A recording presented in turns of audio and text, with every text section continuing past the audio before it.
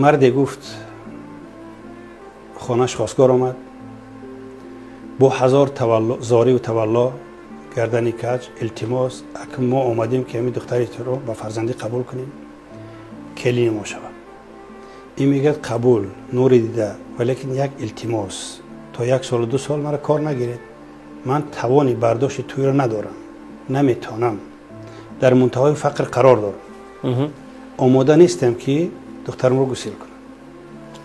میگه همش به گردن ما، هر چیزی میاریم امیر بکنیم، 15,000 است 20,000 است امین میاریم. امین خد جواب هیچ چیز دیگر در کار نیست. شاید باور نکنید که همین عائله برپا شد، همین عائله به سبب ناسپاسی طرف پسر جدا شدن. با 20,000 چند یک پول اندکی آوردن این بیچاره چیکار کرد؟ از حساب دختر کم کرد، از حساب کم کرد، معرکش گذارن. با مجرد پای خواهر به خاندان شوهرش رسیدن چنان طعنه و ملامت نه تنها از طرف خوشدامنش، از طرف خاندان، حتی شوهرش. تو عینه نآوردی، تو این اون نآوردی. 10 روز پیش یا 1 ماه پیش صحبت درباره چی بود؟ صحبت درباره آدمگری بود، سازش و ازدواج بود، مادر فرزندسازی بود، فرهنگ بود، آباد سازندگی بود. شما گفتید که هر چی باشد همون، به هر عیب و کمبودی دارید قبول. طرف دختردار چی گفت؟ نمیتوانم. شما گفتید ما کمک میکنیم، هیچ زیادی در کار نیست. با مجرد سرجنگ تو این نآوردی، اون چیزای بسیطه که اصلا ضرورت ندارد. حیف است برای جوانمرد یا زنی که چنین چیزا رو ایراد بگیرد. همین طعنه و ملامت، طعنه تو این نآوردی و نآوردی.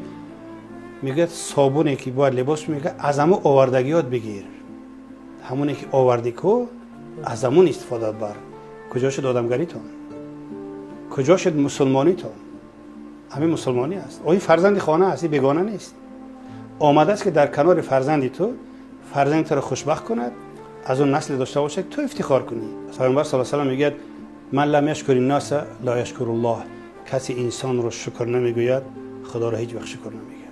تو شکر نکردی که برای دختر دادن، تو شکر نکردی که این دختر اومده در خدمت کی است، چای کی رو دم میکند، غذای کی رو میپزد، لباس کی رو میشوید، کی رو خوش آمد میگه که گسل میکند، برای عینه و برای صابون و برای جارو این اون. کار تا جایی که چنان طعنه و معلومات روی هم آمد که دیگر دختر خودش از این خانه بیدار شد. حالا چشم به این خانه نکشاده بود، مجبور شد این جای من نیست، در این قفس آهنی من طولانی زنده کردن نمیتونم. چرا؟ از شکمش فکر نکرد، از پوشیدنش فکر نکرد، چون از عائله کم بغل بود. همیشه آسایش میخواست، آرامی میخواست که در کنار شوهرش که با هزار آرزو و آرمان شوهر کرده است، همچون پدر فرزندان آینده سکونت آرامی روحی روانی داشته باشه.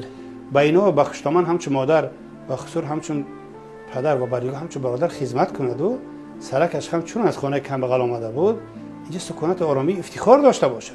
خودش مجبور کرد که اینجا جای من نیست، این قفسی است که من در اینجا زنده بودن نمیتونم. سببش چی است؟ ناسپاسی زنی خانه که با این فرزند، با این کلین همچون فرزند شکرگزاری نکرد. افکار انسان، احساسات انسان را زنده نگاه می‌دارد اگر سالم باشد. و احساس که سالم شد رفتار خوب می‌شود. اگر کلین صبر و تحمل کند خوب است، چون از پروردگار پاداش دارد و صبر و تحمل همیشه خوب است.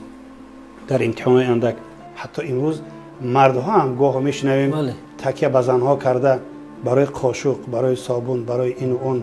حیف عمر، حیف زندگی، حیف اون خواهری که به این خانه قدم گذاشته است. زندگی جهنم است. مثلا میخوان پسرشون خانه‌دار کنن، با 1000 گردن کج 20,000 سامان میبرن، 80,000 سامان طلب میکنن.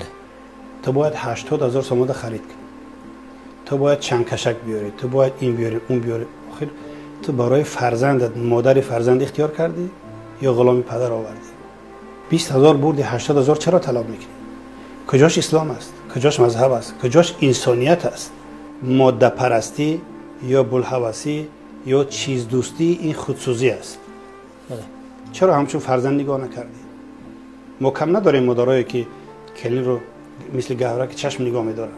اینا هستن، زیاد هستن. اما متاسفانه بیمارگونه هم هستن که اینا پیش از اومدن کلین بیمار بود. افسوس است که چشم به متریال دوختن، چشم به نمیدونم به جارو و صابون و اینا دوختن. از همین هویت بزرگ که فرزند است این ناسپاسی میکنن، ناشکری میکنن و این مجبور است که از این قفس آهنین خودش رو خلاص کنه. بعضی وقت یعنی زبان در نامش زبان است اما نیش اژدها است، یعنی زخم این زخم افی است و مار است. چون زخم میزند با کیانه، پیاله آورده که پیاله تو گل ندارد یا نگین ندارد. این غصه آدم گلوگیر میکند که تو در کدام جامعه زندگی میکنی. گذشتت کی بود؟ پناه به خدا از گرسنگان یک عمره، این تمام عمرش چشم حریص دارد، سیر نمیکنه. ای کاش به معنویات گرسنه نمیشد.